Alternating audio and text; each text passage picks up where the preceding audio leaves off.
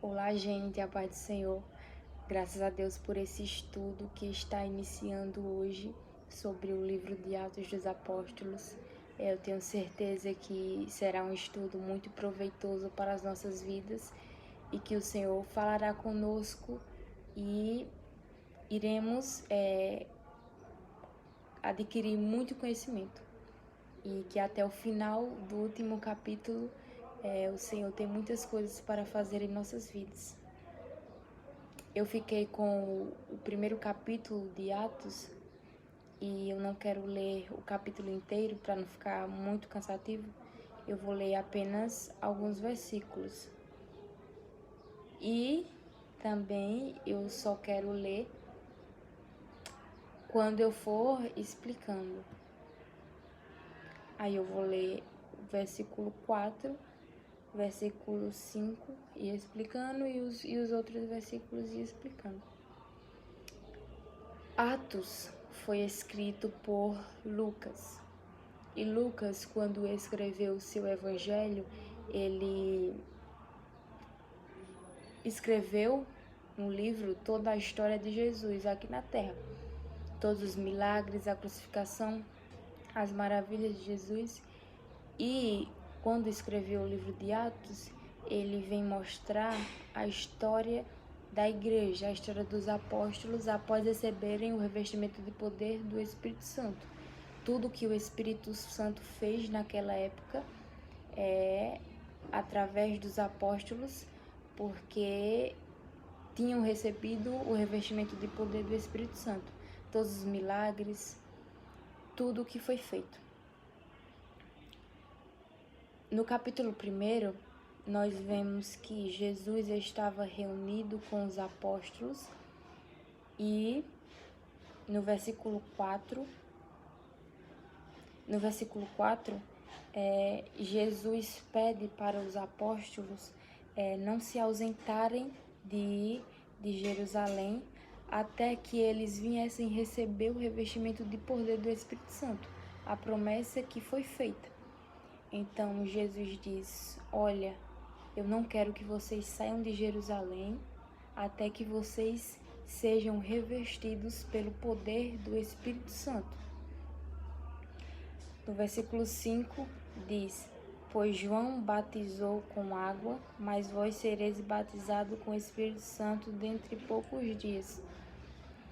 Eu acredito que Jesus se atentou a isso para eles não saírem de Jerusalém antes de receberem o Espírito Santo, porque apesar dos apóstolos terem participado de toda a trajetória de Jesus, terem visto todos os milagres que Jesus operou, para que eles não se enchessem daquilo, tomassem para si, por exemplo, falassem: nossa, eu vivi praticamente com Jesus a minha vida quase toda e agora eu já aprendi como é que faz, agora eu já posso sair por aí fazendo, por exemplo. Então Jesus se atentou a isso para que os apóstolos tomassem para si que aquilo não sairia deles, aquilo sairia do Espírito Santo, do revestimento de poder que eles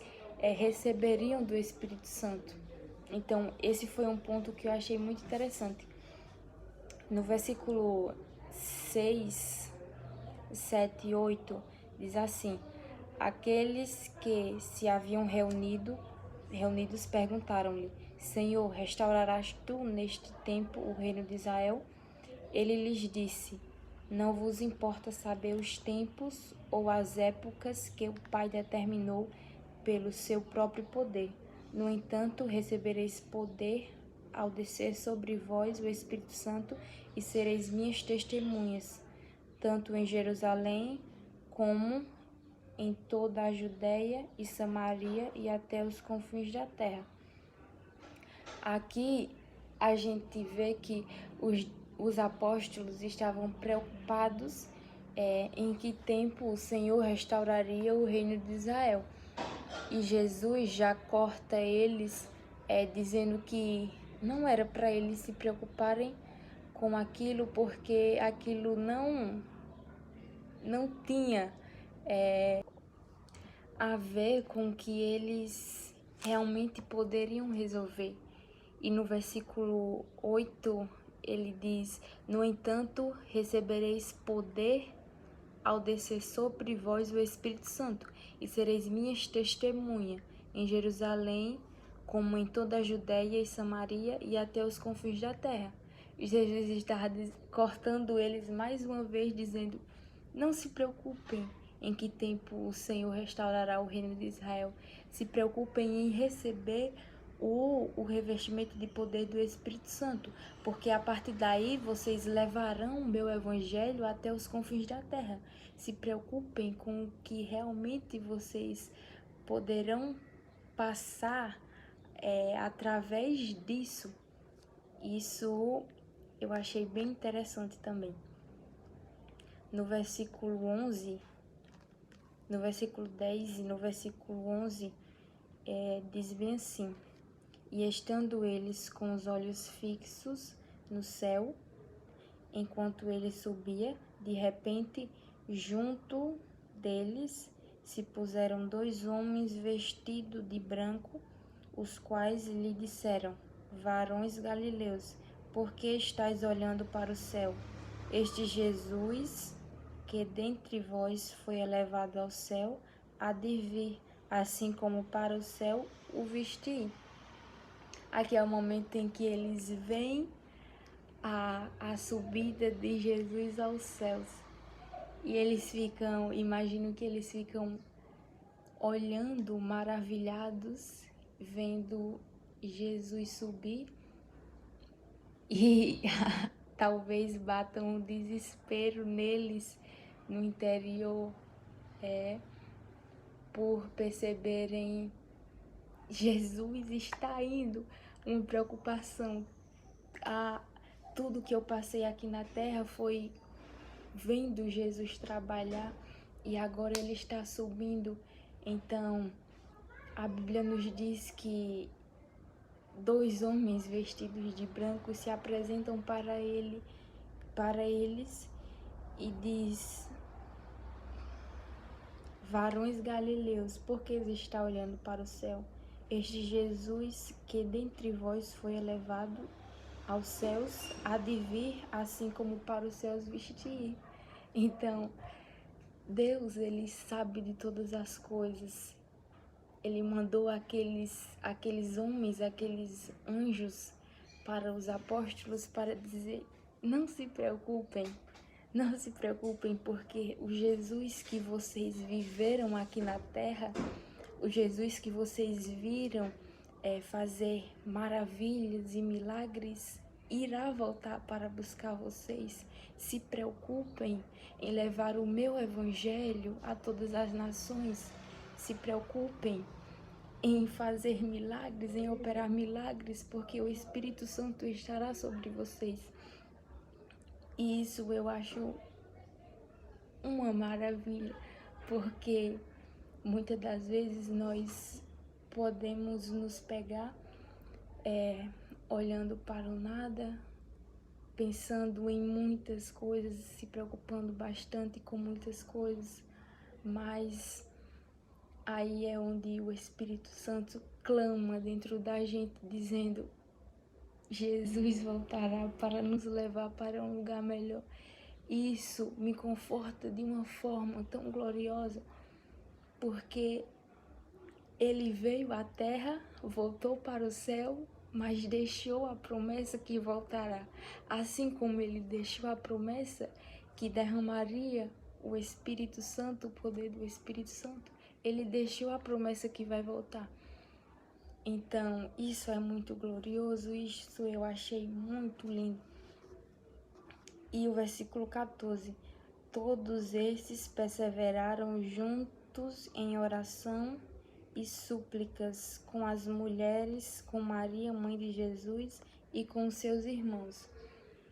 Aqui eles já tinham recebido a promessa do Espírito Santo que desceria sobre eles, e eu achei esse ponto bastante interessante, porque eles poderiam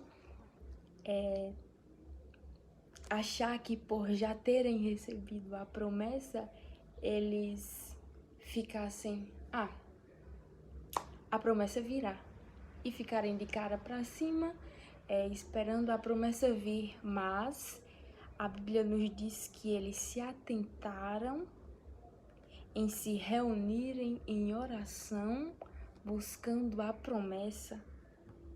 Eles não descansaram, eles não falaram, a promessa já é nossa, uma hora ela virá.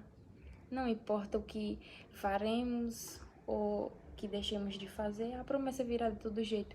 Eles se atentaram em permanecer em oração. Isso é muito importante porque todos nós temos promessas, todos nós queremos receber o Espírito Santo. E isso é importante que venhamos nos atentar em permanecermos juntos em oração. Não achar que, por ser uma promessa que já foi falada em nossas vidas, que nós venhamos achar que de uma forma ou de outra ela virá, não importa o tempo, virá, mas se permanecermos em oração.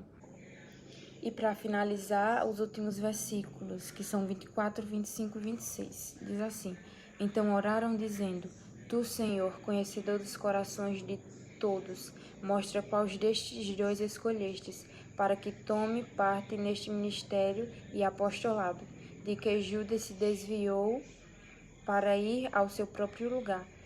Lançando-lhe sortes, caiu a sorte sobre Matias, e por unanimidade foi contado com os 11 apóstolos.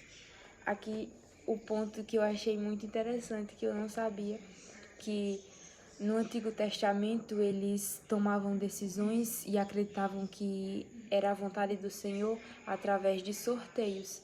Então, todas as vezes que eles queriam decidir alguma coisa, eles usavam o sorteio como forma de escolherem e saberem que era a vontade do Senhor. Esse ponto eu achei muito interessante, que eu não sabia. Por isso que na história de Jonas, quando ele não vai para o lugar que o Senhor manda ele ir, ele toma outro caminho, os homens que estavam navegando junto com ele tiram a sorte e a sorte aponta para Jonas. E eu achei muito interessante mesmo, porque jamais imaginaria que eles acreditavam que era a vontade do Senhor mesmo ali naquela hora. Então, eles tiraram a sorte e a sorte caiu sobre Matias. E Matias se juntou aos outros apóstolos. E tudo isso foi o que eu aprendi lendo o primeiro capítulo de Atos dos Apóstolos.